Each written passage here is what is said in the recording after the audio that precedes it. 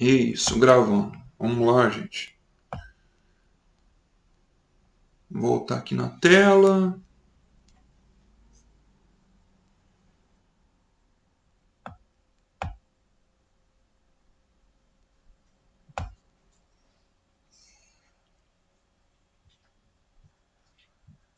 Presença para vocês três: Camila, Tainá e Christian.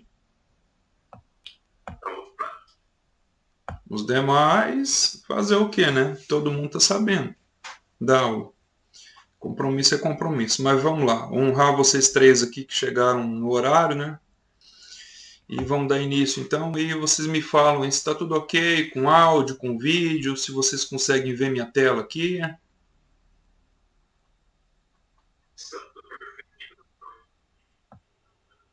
Camila, Tainá.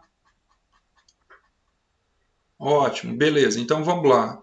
Então hoje, dia 27, uma pequena revisão de conteúdo, né, do que a gente já viu, né? Capítulo 1, capítulo 2. Não sei se vocês acessaram o Siga ontem, mas eu dei uma atualizada, postei alguns vídeos aí de exercícios, né, das questões aí do capítulo 2 e eu tinha um outro vídeo gravado que eu lembrei que eu não tinha postado, que é esse aqui, ó. Aliás, esse aqui é o do capítulo anterior, tá? Tá aqui, ó. Impostos, aliás, desse capítulo, subsídios e racionamento, né? Na verdade, a gente já viu tudo isso aqui. Ah, e esse outro aqui que eu achei legal. Esse aqui é lá de uma faculdade lá do... Ah, eu esqueci de onde que é, mas eu achei bem interessante. Resuminho, uma aula bem rápida, né? De forma bem resumida do capítulo 2 do Varen, depois vocês dão uma olhada aí. Interessante também. Então vamos fazer uma breve revisão do que a gente já viu até aqui, desde lá do primeiro dia de aula, né? Aqui a gente viu aqui o mercado. O que é o mercado? O mercado é aquele ponto de encontro. Por que fazer essa revisão aqui, né? Porque em cima disso aqui a gente vai aplicar a avaliação. Então, o mercado ele é o quê? Ele é um ponto de encontro. Você tem pelo menos duas partes interessadas, né? Com interesses diametralmente opostos. A primeira parte é o vendedor, tá? Tecnicamente chamado de agente ofertante. Ele está disponibilizando ali para o seu cliente, para o consumidor, que é a outra ponta do negócio, a contraparte interessada, né? Chamado de consumidor ou, tecnicamente falando, de agente demandante, né? Então você tem alguém a todo momento tentando vender algo, esse algo ou ele se dá na forma de um serviço ou ele se dá na forma de um bem, ou seja, um produto físico, né? Tecnicamente, na economia nós chamamos de bem, como por exemplo esse aparelho celular, ou o aparelho que vocês estão usando para acessar essa aula nesse momento, seja um smartphone, um computador de mesa, um notebook, alguma coisa assim, tá certo? E a outra parte sempre interessada em comprar esse bem, esse serviço, tá? Então o mercado ele é definido como esse local, esse ponto de encontro, onde vai dar negócio. Ao mesmo tempo que alguém conseguir vender alguma coisa, ele vai somente conseguir vender para outra pessoa, outro agente que está ali a todo momento interessado em comprar, tentando comprar, tá? Então, o mercado é isso, ponto de encontro, de negociação, tá? De venda e de compra simultaneamente de uma mercadoria, né? Um bem ou um serviço, tá certo? Esse mercado, só revisando o que já foi falado, ele pode ser tanto mercado físico, e aí como exemplo a gente pode falar o próprio supermercado, né? É uma loja de supermercados, é uma loja física, como pode ser também um local virtual, por exemplo, a bolsa de valores, tá? Tem também um ambiente físico? Tem, mas só é possível negociar através do ambiente virtual, né? Através ali de um site ali com um softwarezinho ali de computador ali, você negocia ali os seus ativos, né? Imagine também uma loja virtual, tá? Você consegue hoje montar uma loja sem você disponibilizar de um espaço físico. Você na sua casa com o seu computador você consegue comprar, tá, de um fornecedor e revender para possíveis clientes através da internet sem precisar de uma loja física, tá? É um exemplo de mercado? Sim, porque é um ponto de encontro, onde você disponibiliza o seu produto para alguém comprar esse produto, tá? Por mais que o negócio se dá de forma totalmente virtual, mas é um mercado por quê? Porque dá negócio, tá? Foi falado sobre modelo econômico, tá? Tudo nesse primeiro vídeo aqui. Então, na economia, a gente faz uso de modelos, por mais que a economia ela é uma ciência de cunho exclusivamente social, mas nós conseguimos fazer, modelar o comportamento, por exemplo, do consumidor, o comportamento da firma, que a gente vai ver um pouco mais adiante ainda nessa disciplina, através de um modelo matemático, né? Então, é realizado aí uma série de observações ao longo do tempo, por exemplo, de um agente econômico ou mesmo de diversos agentes econômicos. Por exemplo, digamos que você quer fazer um estudo, lá no final do curso de vocês, você quer elaborar um TCC, trabalho de conclusão de curso, acerca do comportamento do consumidor no mercado de Sinop em relação ao consumo de carnes durante o período da pandemia. Então, o que você vai fazer isso? Você vai levantar as informações pertinentes ao público-alvo, no caso, o consumidor que está comprando essa carne. Nesse caso, está sendo o agente demandante, certo? Você vai levantar algumas informações sobre, por exemplo, a restrição orçamentária dele, que seria, por exemplo, o salário médio, né? A renda do consumidor sinopense durante esse período, e você vai levantar as informações também das quantidades vendidas nos estabelecimentos comerciais aqui da nossa cidade, só para citar um exemplo. E aí você consegue, diante dessas informações, elaborar um modelo. E aí você vai chegar e falar assim: olha, a curva de demanda do consumidor sinopense por carnes em Sinop, ela está dependendo primeiramente do preço dessa carne em estudo. Digamos que você está fazendo o estudo, o seu foco principal é a carne bovina, o seu produto principal. Então ela está dependendo em primeira instância, a demanda da carne bovina está dependendo em primeira instância do próprio preço da carne bovina. Num segundo momento, ela está dependendo do preço dos produtos concorrentes, ou seja, dos produtos similares, tá? Na economia a gente chama de produtos substitutos porque o cliente costuma fazer substituição diante de aumento de preços, ou seja, a carne bovina ficou muito caro, só que ele não come só carne bovina.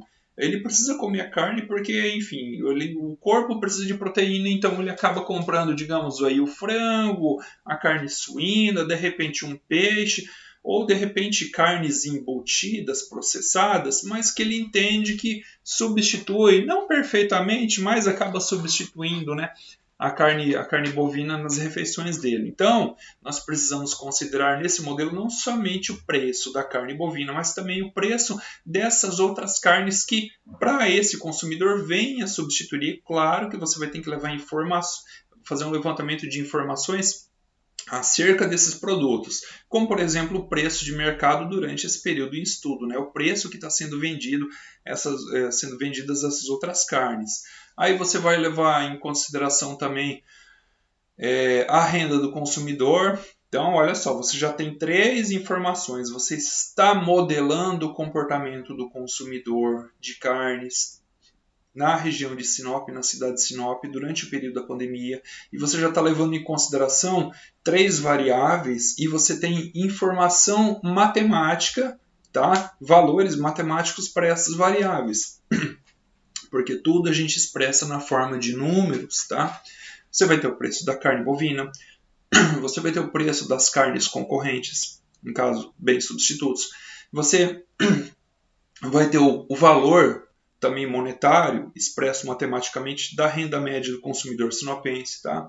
Você poderia até colocar uma variável proxy, que vai tentar demonstrar ou captar comportamentos relativos à preferência do consumidor, tema do próximo capítulo, tá certo? Preferência do consumidor. O consumidor tem essa preferência por essa carne, mas como que eu consigo modelar isso? Bom, alguma informação que você levantar, vai ser possível expressá-la de forma, digamos assim, matemática também. A gente consegue modelar isso. Ela não é bem precisa, mas ela vai tentar trazer uma aproximação de um dado de mercado referente ao comportamento desse consumidor, né? E por fim, lá um termo de erro, porque enfim, nada é perfeito, então esse modelo ele não vai conseguir explicar em essência 100% do comportamento do consumidor, tá? Mas em boa medida ele consegue explicar assim. E aí você vai rodar uma equação matemática que ela vai te dar um resultado final que a leitura desse resultado ela vai permitir você, na condição de economista, de estudioso do assunto, inferir algumas considerações, algumas conclusões acerca do consumidor sinopense por carne bovina no período da pandemia. Fui claro até aqui, gente? Tá? Acerca do que é o mercado, do que é o modelo econômico, vão me acompanhando aí e vão falando se vocês estão entendendo, se tem alguma dúvida, sim ou não? Sim, professor, tranquilo. Tranquilo pro Christian, a Tainá tranquilo também, Tainá, Camila. Legal, gente, atualizei que entrou bastante gente. A Rafaela, bom dia, Sérgio, Letícia, José, João, mais 6 pessoas, não dá para ver quem são as outras 6 pessoas, mas bom dia para todos vocês aí, tá? Fiquem tranquilos, eu por aqui eu não consigo dar falta nem presença, mas o Cigar consegue, tá? Então, bom dia, muito bom dia para todos vocês aí, tá? Parabéns aí que todos que estão na aula, tá? Interajam comigo, podem interromper. Professor, eu não entendi, eu não sei o que. Falem mesmo, tá? Por áudio, por quê? Porque agora eu tô vendo aqui, ó. Se alguém levantar a mão, eu consigo ver. Mas quando eu saio dessa tela e vou para outra, daí eu já não consigo ver nada aqui, não consigo ver chat, não consigo ver se você levantou a mão, mas o áudio eu consigo ouvir. Tá ok? Posso voltar para a tela então, gente? Voltando para a tela então. Vamos voltar lá para a tela. Deixa eu só conferir se está aqui, é muito importante. Opa, tá gravando, maravilha. Porque aquele dia vocês falaram para mim de uma aula que deu poucos segundos, não foi isso, gente? Infelizmente aquela aula eu perdi, porque ela realmente deu bug aqui no programinha aqui, ela gravou só aqueles poucos segundos. Fazer o quê, né? Mas enfim, eu postei bastantes vídeos aqui, vídeos gravados também, vocês vão acompanhando por aqui, tá? Aquele princípio da otimização e do equilíbrio lá do capítulo 1, só revisando, tá? Para quem chegou depois, aí a gente já viu isso aqui, tá? Todo mundo vai querer o melhor para si, não adianta, gente, isso faz parte da racionalidade do consumidor, isso também está relacionado à psicologia comportamental. Depois vocês vão estudar, tem uma partezinha da economia lá que tem um pouco de psicologia, que fala que o comportamento do consumidor ele também, por hora, ele é modelado por alguns fatores psicológicos, né, de cunho psicológico. Então a ideia é essa, porque todo mundo sempre vai querer o melhor para si, não adianta, isso faz parte da natureza, inclusive dos próprios animais, tá? Joga um osso pro seu cachorro aí e vê se ele vai deixar outro cachorro chegar perto. Vai nada, ele vai querer comer tudo sozinho, tá? E o ser humano não é diferente, isso aí é a lei da natureza, faz parte, tá? Só que, claro, para tudo tem limite. Aqui fala do princípio do equilíbrio, gente. Então, o mercado ele vai tender a uma situação de ajuste. Não adianta você querer vender pelo preço mais caro, tá? Não adianta. Ou não adianta também você falar assim, eu vou vender mais barato que todo mundo para quebrar a concorrência. Vai chegar uma hora que a sua demanda vai saturar tanto que você vai ser obrigado a contratar gente para te ajudar. Isso vai elevar o teu custo e você vai perceber que, puxa, eu estou ficando no prejuízo, porque para atender essa demanda toda, eu tive que aumentar o meu espaço, eu estou pagando mais aluguel, eu tenho mais máquina trabalhando, eu tenho mais gente trabalhando para mim, ou seja, eu estou tendo desembolso de caixa para isso, e nesse caso eu vou ter que repassar o preço ao meu produto, porque em última instância eu não vou pagar a conta não vou segurar esse fardo. O cliente que vai pagar. É assim que funciona. Vocês estão entendendo? O mercado ele vai tender a uma situação de equilíbrio onde a oferta ela vai tender a se igualar com a demanda. Não é que é igualzinho, aquela coisa linda, bonita, maravilhosa. Lembre-se que estamos falando de modelo. O modelo ele é teórico, ele vai mostrar que a curva de demanda ela é negativamente inclinada. Por quê? Porque, puxa, o preço ficou muito caro, a pessoa vai comprar pouco. Por quê? Problema de restrição orçamentária. O preço baixou bastante, ela fala, ai que legal, né? Antes eu não podia comprar tudo que eu podia comprar porque a grana estava curta, restrição orçamentária. Mas agora o preço baixou, oferta, liquidação, agora eu vou poder comprar toda aquela quantidade de leite que eu preciso para alimentar minhas crianças.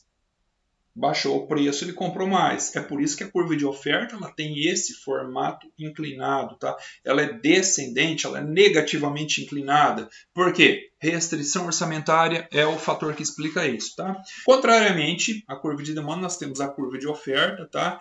Que é a da pessoa que está produzindo alguma coisa para vender. Ela tem o formato positivo, né? Ascendente, ela é positivamente inclinada. Então, seria essa curva de oferta e essa curva de demanda, tá? Por que a curva de oferta ela é positivamente inclinada? Porque se o preço está mais caro, a população está aceitando pagar preço mais caro, poxa, já que toda empresa existe não porque ela é boazinha, mas porque ela pretende ter lucro, ela quer ter lucro, e aí vale uma máxima da microeconomia que fala que o mais é preferível ao menos, a empresa ela quer maximizar o lucro, ela quer obter o máximo nível de lucro possível. Nesse caso, quanto maior o preço, ela entende que ela vai ganhar mais dinheiro. Aí, mais empresas são atraídas a entrar nesse mercado. Isso no curto prazo, tá certo? No longo prazo, os preços vão se ajustar novamente. Então, o que a gente vai ver é que vai ter uma intersecção entre as curvas de oferta e demanda. Isso é modelo. Ah, professor, significa que não vai sobrar produto na prateleira do supermercado? Só para citar um exemplo. Pode ser que sobre, vai sobrar, mas vai sobrar um pouquinho, dentro daquele tolerável. Da mesma forma que também não vai faltar muito produto. É claro que ocorrem algumas exceções à regra, volta e meia, é difícil acontecer, mas pode ocorrer de surgir um famoso cisne negro. O que é o cisne negro, professor? É aquele evento raro de acontecer, mas quando acontece ele é assim explosivo, porque é uma coisa fora do comum. Causa desespero nas pessoas. Aí as pessoas olha como é que o negócio é psicológico. As pessoas com aquele sentimento ruim de escassez, elas vão lá ao supermercado e compram tudo. E aí elas estocam papel higiênico, como aconteceu no início da pandemia, é até bizarro, né? Estocam arroz, estocam óleo, E o que aconteceu com os preços, gente? Dispararam. Caramba, um novo ajuste. Um novo ajuste. Caramba, o que aconteceu com as curvas de oferta e demanda que estavam ali cruzando naquele ponto ali? Ó. Imagina aqui, ó, tem uma barra aqui, outra aqui tem um eixo no meio, né? Aqui está o preço de equilíbrio e a quantidade de equilíbrio, ou seja, um preço que fica ali mais ou menos bom para ambos os lados, né? Se está sobrando mercadoria é pouca coisa, se está faltando é pouca coisa, né? Mas o mercado está trabalhando numa situação de equilíbrio. Mas numa situação como essa que eu falei, né? O famoso cisne negro, que é uma situação lá rara e eventual, mas que quando aparece, ela provoca uma discrepância de preços, ela vai mexer com os preços, ela vai mexer com a quantidade demandada e ofertada, vai bagunçar o mercado no curto prazo. Aí a gente vê que o mercado ele vai se ajustar de novo, mas que isso vai demorar um pouco. Vai demorar um pouco. Não sei se vocês perceberam, mas os preços que subiram bastante já começaram a recuar. Já começaram a baixar. Ai, professor, é porque agora as empresas estão operando, não tem mais o lockdown, não sei o quê. Será que é só isso? Ou será que o povo não foi tão açoitado que agora o lado ofertante percebeu? Ou eu baixo um pouco o meu preço, me abstenho um pouco da minha margem de lucro, ou vai ficar muito mais caro para mim eu ficar com essa mercadoria em estoque. Tem isso aí. O importante a gente entender isso aqui é que o mercado ele sempre vai tender a uma situação de ajuste, mas que no curto prazo ocorrem esses desajustes aí, tá certo? E um modelo de oferta e demanda, que ele é plotado nesse gráfico, onde as curvas se cruzam, ele também é um modelo econômico para explicar o comportamento aí desses dois agentes aí, como eu falei para vocês, que estão inseridos no mercado, que é esse ambiente de negociação, né? O agente ofertante e o agente demandante, né? De forma tal que o agente ofertante ele não vai querer ficar com o seu produto na prateleira, tá? E o agente demandante, ele também não vai querer ficar sem comprar, ele quer comprar. Mas, poxa, tem que ter um preço de equilíbrio onde os dois vão entrar em consenso e aí vai dar negócio. E que ao longo do tempo você vai verificar que, na média, existe uma quantidade relacionada a um certo nível de preço. Tá certo? Então, descendo aqui, tá? Novamente, para quem chegou atrasado, estamos apenas revisando o que a gente já viu. Nada de novidade aqui, tá? A demanda é o ato de comprar, tá? A demanda está sempre do lado do consumidor. Ah, quer dizer que é só a pessoa física que é agente demandante? Claro que não. CNPJ, empresa, também demanda, também compra. Compra de quem? Dos seus fornecedores, tá? Então a empresa ela pode tanto comprar como vender, não só vender. Aliás, ela sempre vai vender uma coisa que ela compra, porque você não produz do nada. Ah, sei lá, você tem uma indústria madeireira, beleza, você está comprando a madeira de alguém que tem lá uma reserva florestal lá. Você tá produzindo um celular como esse aqui, beleza, mas e as peças do celular? Você não teve que comprar? Você não teve que comprar o vidro da indústria de vidro, não teve que comprar o plástico, não teve que comprar os metais. É assim que funciona. Todo mundo que vende, tá? Primeiro compra antes de vender. Na prática é assim. O preço de reserva vai ser aquele preço máximo que as pessoas estão dispostas a pagar. A gente viu aqui bem claro lá no capítulo 1 lá, com o exemplo do aluguel dos apartamentos. Vai ter algumas pessoas ali que tem 500 no bolso para pagar o aluguel. Vai ter outros que não tem 500, mas tem 490, 480, 450 e por aí vai. Ah, mas do que deriva esse preço de reserva? Restrição orçamentária. Não só a restrição orçamentária, mas algum outro componente complementar que está relacionado, mas, por exemplo, de fator psicológico. De repente o cara tem o dinheiro para pagar.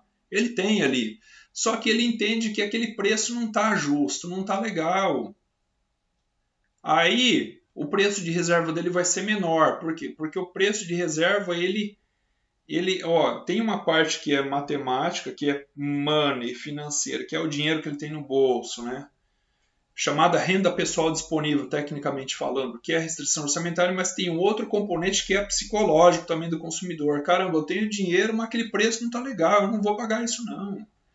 Tá? Uma vez eu conversei com uma mulher aí, no início da pandemia, a gente estava falando dos preços dos alimentos no supermercado. Aí ela trabalhava numa transportadora. Aí ela chegou e falou assim: não, eu cheguei lá no mercado lá, eu ia comprar um pacote de calabresa. A hora que eu vi R$50 o pacote de calabresa, eu pulei para trás. Eu deixei lá, eu não comprei não. É porque ela não tinha os R$50? Claro que ela tinha. Ela tinha sim, ela falou para mim. Só que ela falou que não ia comprar, não concordou. Sacanagem. Era R$25. Aí esses dias atrás, agora pulou para 50. Não vou comprar, deixou lá. Estão entendendo, gente? Não é só restrição orçamentária, não é só a renda pessoal disponível, é também psicológico, tá certo? O preço de reserva tem essas duas componentes, tá? Componente físico, o dinheiro disponível e também a componente psicológica. Mas o importante é a gente entender que o preço de reserva é o preço máximo que as pessoas estão dispostas a pagar por aquele bem ou aquele serviço naquele momento, tá certo? Tudo ok, gente? Ninguém fala nada. Será que tem alguém na sala? Ah, tá. Vocês estão aí. Beleza. Vamos lá, vamos voltar. Bom, oferta e equilíbrio de mercado a gente já viu, certo? Ocorre pela intersecção das curvas de oferta e demanda, tá? Essa estática comparativa aqui, até tem uma pergunta: o que vai acontecer com P? Aquele P ali com asterisco é o preço de equilíbrio. Se, por exemplo, a oferta aumentar. Gente, quando a oferta aumenta muito, tá? Isso aí ocorre um desajuste. Se tem mais gente vendendo do que gente comprando, poxa, não é difícil a gente entender que vai sobrar mercadoria no mercado, tá? Se sobrar mercadoria no mercado, deu excesso do determinado produto aqui. Quando eu falo mercado assim, localidade geográfica, no mercado aqui de Sinop, né?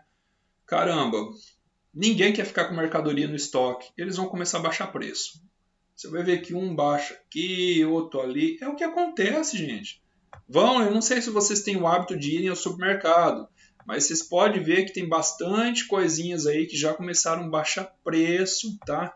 Vamos falar aí de um mês para cá, mais ou menos. Eu estive conversando com algumas pessoas aqui na cidade aí.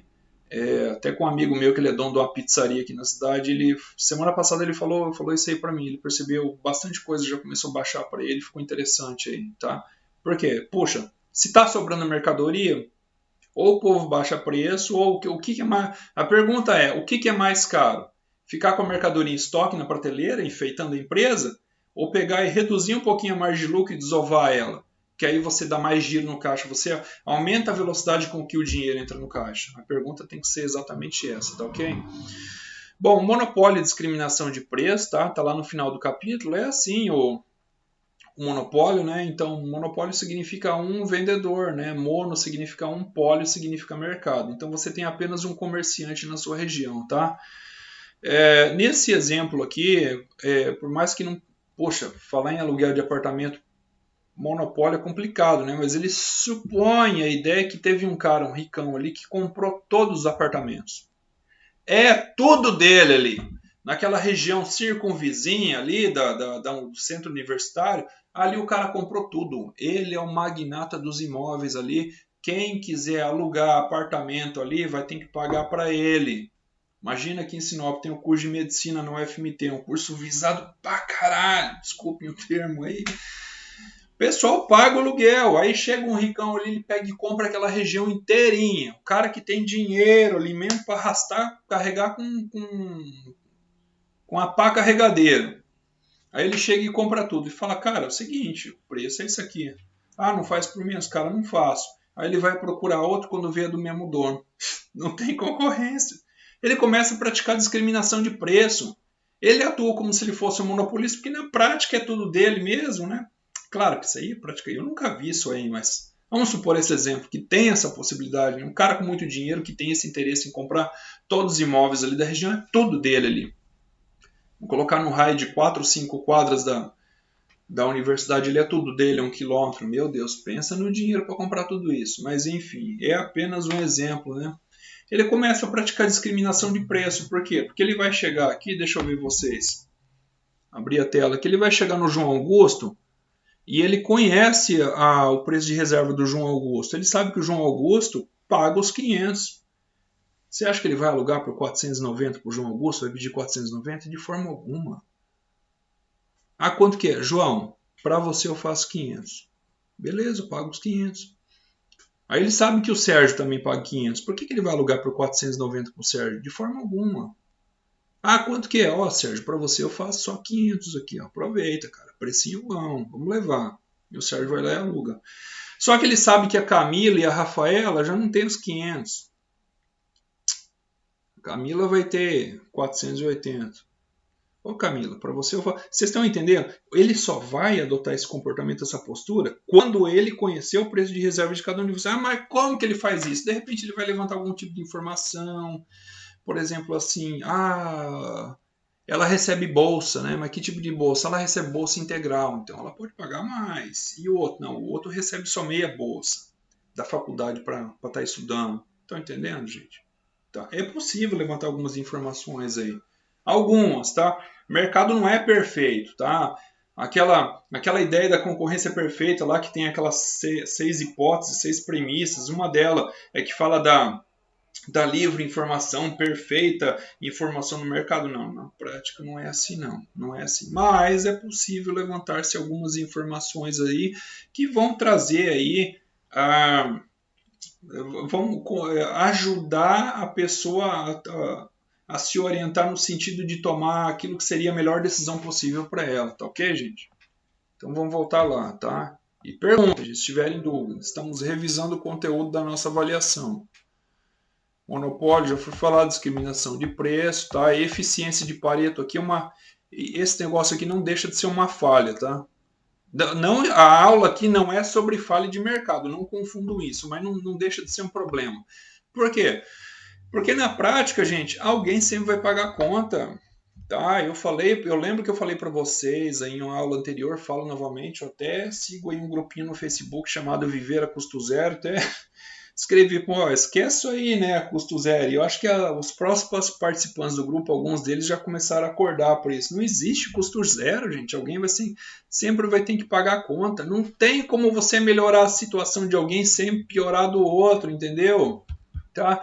Ah, mas o cara lá, ele tá ganhando muito dinheiro, ele aumentou o preço do produto dele, né? Nossa, gente, a vontade que dá para se ter, que evitar agora de citar um exemplo de um produto para vocês, mas eu não vou fazer isso, tá? Não vou fazer isso. Não acho legal, tá? Mas o cara, diante de uma dada situação aí, nesse momento de pandemia, a gente ainda, puxa, tá indo embora, tá acabando, mas tá tendo um pouquinho de pandemia ainda, né? O cara pegou e aumentou o preço dele e a gente tá na cara que ele aumentou acima da margem. Tá na cara que o custo subiu para ele, mas ele aproveitou aquele momento ali para obter vantagem, ganhar mais e jogou a margem dele lá em cima. Aí dá essa desculpa aqui, dá aquela lá, que é o governo, que é o imposto, ICMS, não sei o quê. E é um produto essencial, né? Todo mundo tem que comprar, não dá para ficar sem. Aí ele está melhorando a situação dele, faz-me rir, cash mais dinheiro no bolso dele, no caixa da empresa dele, mas alguém está pagando a conta, que é você, consumidor, que está pagando mais caro agora nesse segundo momento pelo produto dele. Um exemplo atual que faz jus a essa teoria aqui da eficiência de Pareto, que reza que não há como você melhorar a situação de A sem necessariamente prejudicar B ou piorar a situação de B. Não tem como, gente. Essa é a famosa eficiência de Pareto. Tá? Ou seja, em miúdos, não existe almoço grátis. Tá certo? Isso aqui a gente já viu, preço de reserva. Vamos descendo. Estática, isso aqui a gente já viu. Restrição orçamentária. E aqui são... eu postei ontem essas aulas aqui, eu tinha elas gravadas já, tá? Eu coloquei aqui como aula complementar, tá? Aqui faz o conjunto orçamentário. Aqui a gente já entra lá no capítulo 2, tá? Então é assim, qual que é o lance aqui? Aqui nós temos aqui um gráfico que ele vai plotar para a gente uma cesta de consumo, tá? Essa cesta de consumo, ela é composta por X1 e X2. Não significa que você, por exemplo, no seu cotidiano, você vai lá no supermercado e comprar apenas 2 produtos, tá? Foi falado por pelo menos 2 vezes, foi deixado claro, mas revisando, tá? O X1 é um produto que você vai fixar na sua cesta. Pode ser café, pode ser sabão, pode ser qualquer coisa. O X2 ele vai representar todos os demais itens que compõem a sua cesta. Tá? Essa ideia de X1 e X2 é só para a gente simplificar e conseguir plotar no gráfico. De forma que toda a sua renda representada por M, que vem de money, que é dinheiro em inglês, ela vai ser alocada, ou seja, direcionada, gastada nesses bens que você escolheu que compõem a sua cesta. No X1 e no X2, que vai representar todos os demais bens. Como que fica a restrição orçamental ou orçamentária propriamente dito? Você vai pegar X1 multiplicar pelo seu preço, mais X2 multiplicar pelo seu preço, né? Você vai conseguir, de acordo com a sua restrição orçamentária, você vai verificar as quantidades que você vai comprar dentro dos limites de preço, ou seja, P1, que representa o preço do produto 1, do bem 1, no caso X1, e P2, que vai representar os preços de todos os demais bens que compõem a sua cesta. Então você vai ter lá a quantidade, né, do P1 que você vai comprar. Vamos colocar 2, só para citar um exemplo. Então 2, você vai comprar 2 unidades. Por exemplo, P1 pode representar um vidro de shampoo. Então você quer comprar quantos? Você está precisando de 2, você vai comprar 2, né? Então 2 P1, que vai ser o preço do shampoo, certo? O 2, no caso, ele vai ser o X1, né, que é a quantidade que você vai comprar do produto 1. Mas, aí você vai colocar a quantidade X2, que vai representar as quantidades dos produtos, né, e vezes o preço de cada um. Isso tudo ele vai ter que ser menor ou igual a M. Por que menor ou igual a M? Porque você não vai conseguir comprar o supermercado inteiro. O máximo que você vai conseguir comprar, que vai ser a sua cesta de bens, vai ser 100% da sua renda pessoal disponível. Por exemplo, se você tem R$100 para ir lá no mercado fazer uma comprinha, e pasme os senhores, comprinha, Você não vai conseguir levar R$101. Pergunte. Pode perguntar. É Isadora que... Ah, tá. Pode perguntar. Ah, alguém falou alguma coisa, Will. Foi eu, professor. Eu abri o microfone sem querer. Ah, tá ok. O pessoal, tá tudo entendido até aqui? Digam pra mim que tá fácil esse conteúdo, hein? Porque é só uma revisão que vocês já viram. Tranquilo aqui, professor. Tá bom, vamos lá.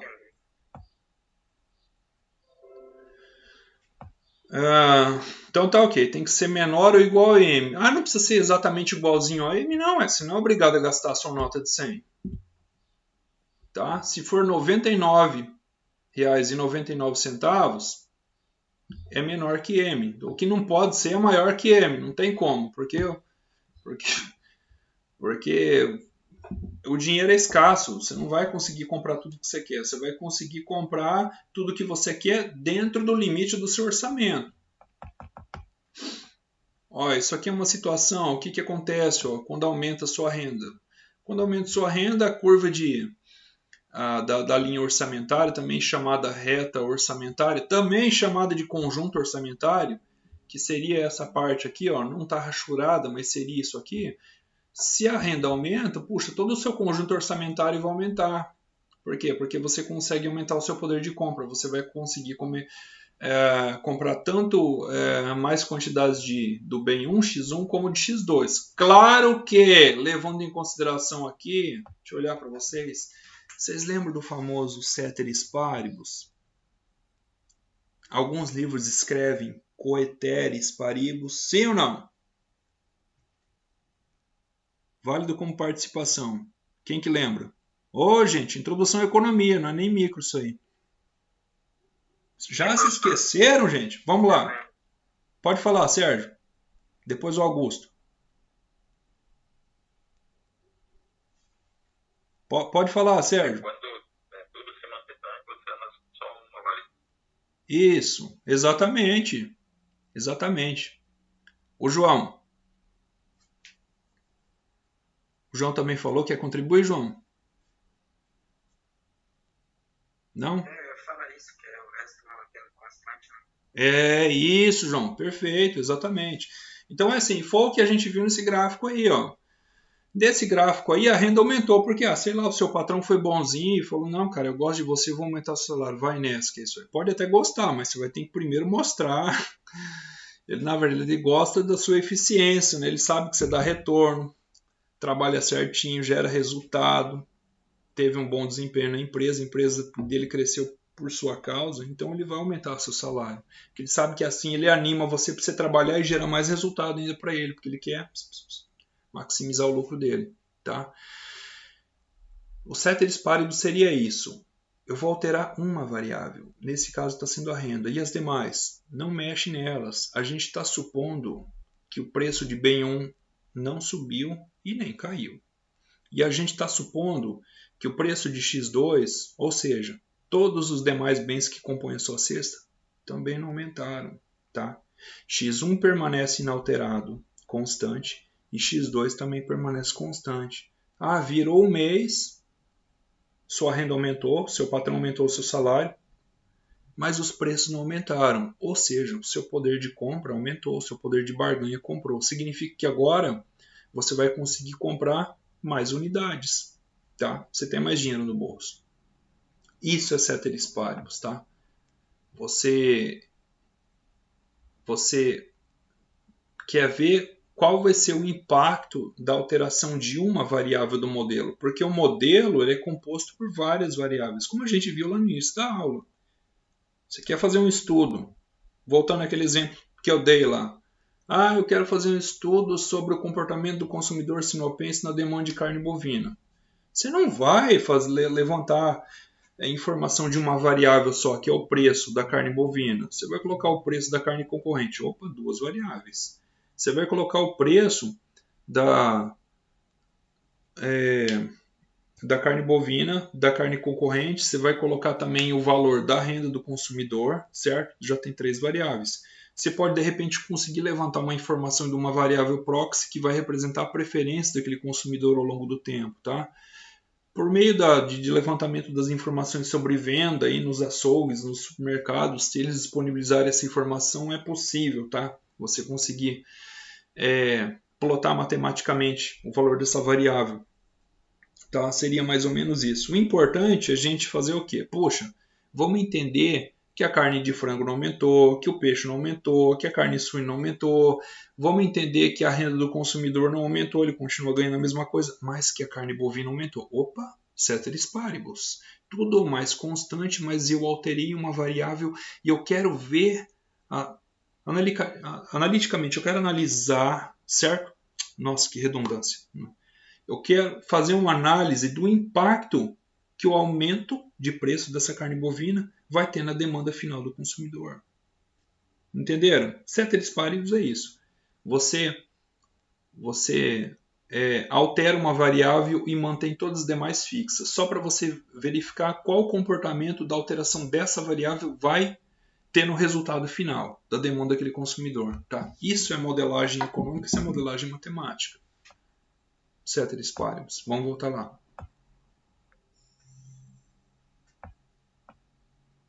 Opa. Depois vocês assistam esse videozinho complementar, eu achei bacana. Isso aqui a gente já viu, tá? Mas vamos falar novamente. O que é o imposto, o subsídio e o racionamento? O imposto, né? Como o próprio nome sugere, né? Ele é imposto, né? Vem algum ente do governo, algum agente, impõe, te obriga. Imposto significa obrigação, não tem como fugir dele, tá? Cara, se coloca o imposto no produto, quem é que vai pagar a conta? Fala pra mim. Em última instância. É o dono do estabelecimento comercial, né? Hã? Consumidor. Com certeza, Christian. É o consumidor que vai pagar, não adianta, cara. Veio o ICMS aí, ficou caro. Eu lembro que antes da pandemia, foi janeiro do ano passado, virou o ano. Nosso queridíssimo, excelentíssimo, com todo respeito, falando governador do estado, colocou ICMS. E carinho, além de ter colocado, não colocou baratinho, não.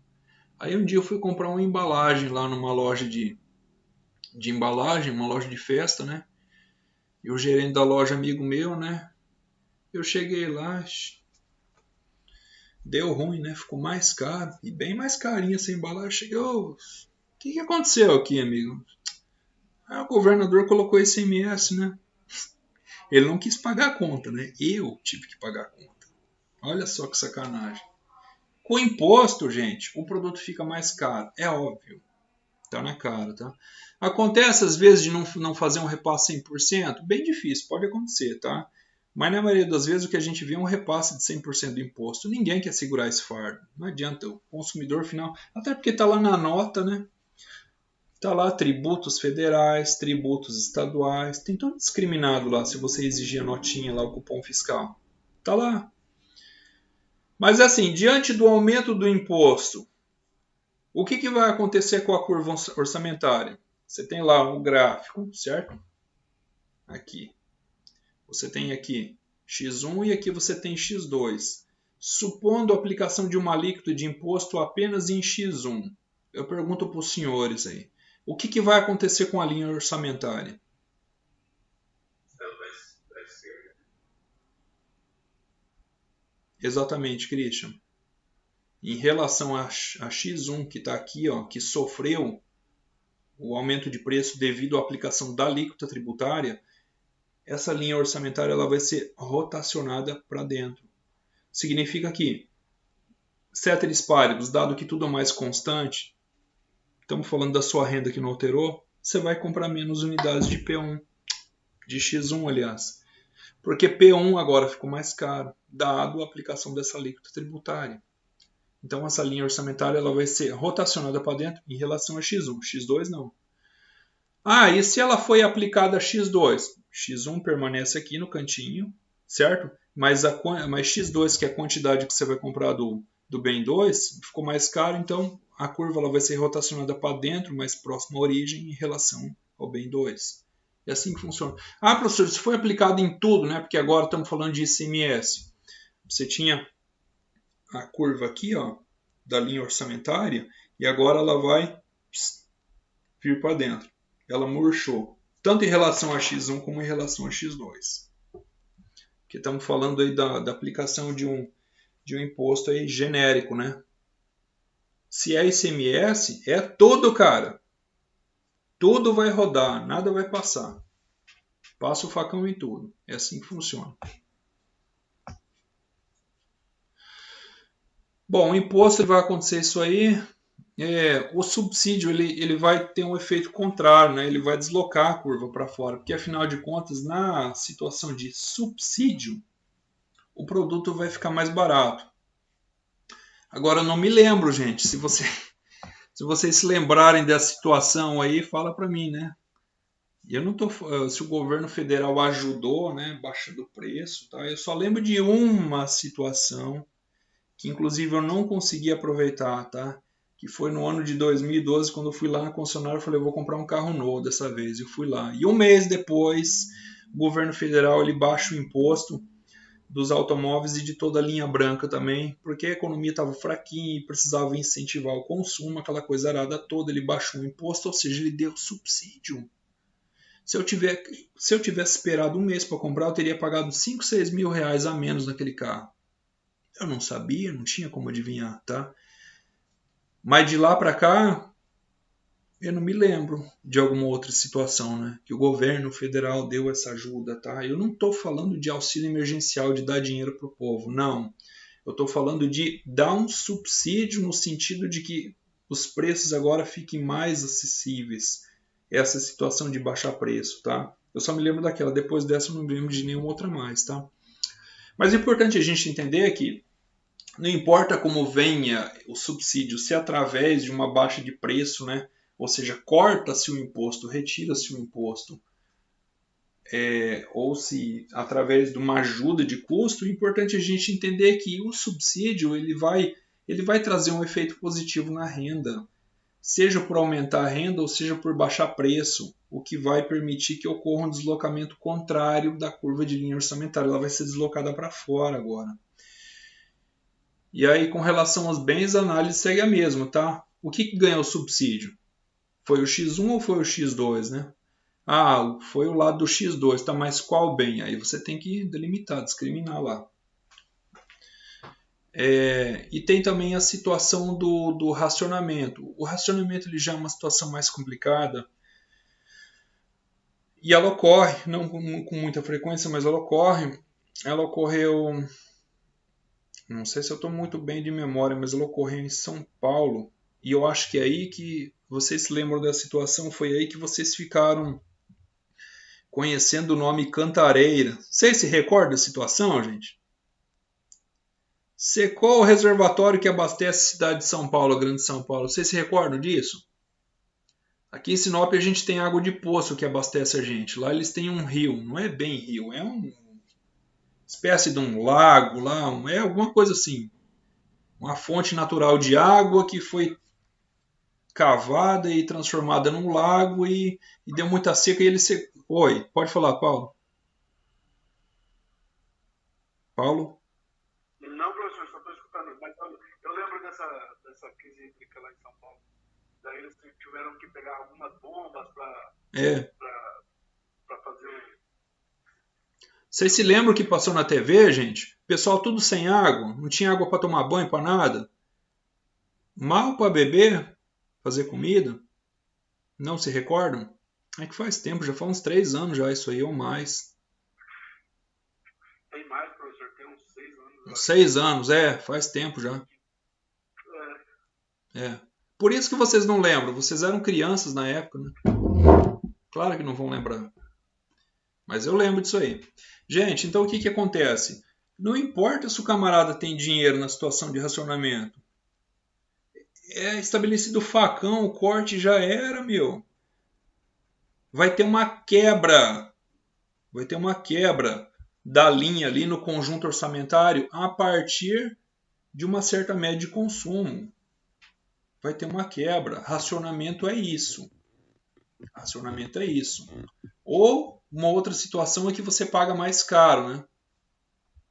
Então, por exemplo, assim, ó, vamos supor aqui está o gráfico do conjunto orçamentário e aqui está a linha orçamentária. Na situação de racionamento, você não vai conseguir chegar até o final aqui. Ó. Você chega até um limite aqui para ao corte de água. Por exemplo, no caso de energia elétrica. No caso de energia elétrica vem a tarifa ali, né, com a bandeira vermelha. Você tem a sua linha orçamentária aqui normal, até um limite de consumo. Você ultrapassou aquele limite de consumo, a sua tarifa ela vai dobrar, vai aumentar muito, que vai fazer com que haja uma quebra da linha orçamentária a partir desse nível de consumo. Tá? É assim que funciona. Tá? Então, o racionamento na prática a gente tem observado, muito mais com energia elétrica que ocorre todo ano. Por que ocorre, professor? Porque a nossa matriz energética, a grande maior parte dela ainda vem do rio, gente. Do rio vai continuar sendo. Meu sistema solar. O sistema solar ele funciona durante o dia.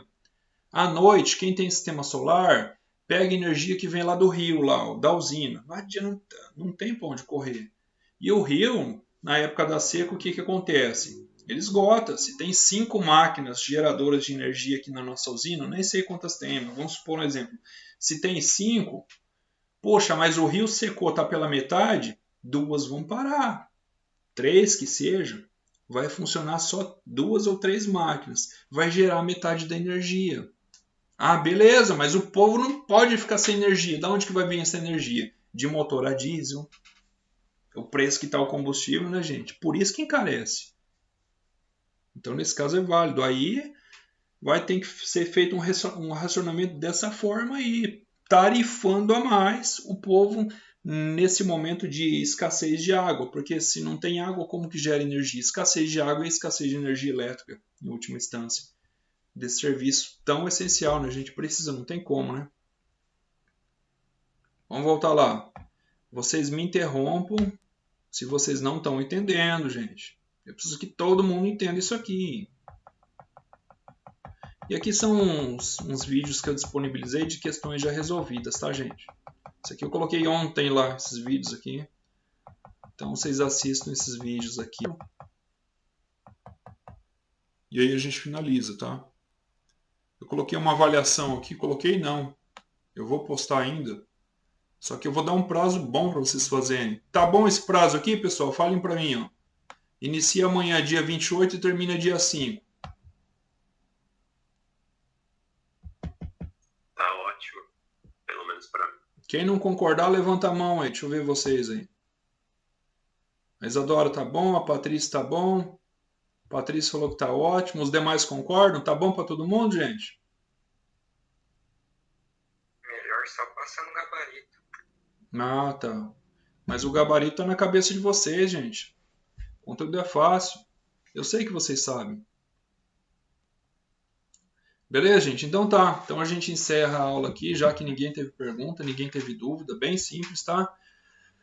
Vou elaborar algumas questões, vou deixar disponível lá e aí vocês terão de amanhã, dia 28, até o dia 5 para responder o questionário, tá? Nada de enviar em PDF, em Word, é tudo pelo SIGA, tudo online mesmo, tá? E daí ele já vai inclusive dar a nota de vocês. Mas façam com calma, gente. Vamos fazendo devagarzinho, com calma aí. Todo mundo acredita que vai conseguir tirar uma boa nota nessa primeira avaliação. Estamos certo? Combinado, gente? Tudo certo com vocês aí? Dúvidas, perguntas, sugestões, críticas? Estou aqui para isso. Se precisarem de mim, tá? Vocês têm meu contato aí, pode mandar mensagem, pode... Talvez eu não responda na hora, mas eu sempre respondo um pouco depois, tá bom, gente? Só não vou saber ajudar vocês com outra avaliação. Isso aí eu esqueci todo o conteúdo, já não sei mais nada. Aí é com vocês. Beleza, gente? Pessoal, obrigado pela participação aí. Tenham todos um excelente dia, uma excelente avaliação, uma excelente semana. Deus abençoe a todos vocês aí. Bons estudos, bons trabalhos aí para quem trabalha e bom descanso porque todo mundo descansa. Beleza? Um abraço, gente. Até mais. Até mais, professor. Bom dia. Igualmente. Valeu, até mais. Até. Tchau, tchau. Tchau, tchau. Tchau.